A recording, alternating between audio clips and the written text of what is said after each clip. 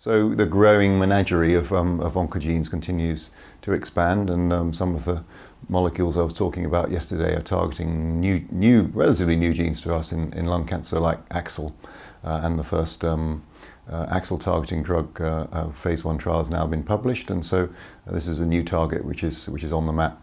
AXL actually is a target which is involved in resistance to many of the established treatments for solid tumours, including lung cancer. So there's a particular role for using this drug in combination with some of those drugs to try and stave off resistance. So we're involved in many of the sites around the UK. My particular perspective is in drug development and early phase trials, so I'm involved in some of those studies combining AXL with other drugs, including erlotinib, one of the established tyrosine kinase inhibitors, of course, and pembrolizumab.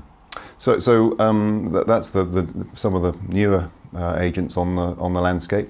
I was also talking about some of the quite familiar targets in oncology, which we thought we'd given up on in lung cancer. So a significant minority of adenocarcinoma is driven by HER2, the same target which our colleagues in the breast clinic have been successfully drugging for a couple of decades now, and so far we haven't been very good at treating those patients with anything that's targeted at HER2.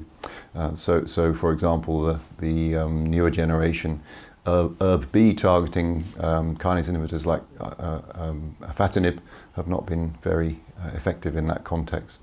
However, we've had some data over the last year at international meetings suggesting that TDM1, the antibody-drug conjugate, which is so effective in HER2-driven breast cancer, may be useful in lung cancer, which is driven in our context by mutations rather than copy number gain. That seems to be the theme anyway. So that's something to look out for. Of course, when it comes to targeting some of these drugs in our practice and back in the clinic, we have to think about how we access these drugs.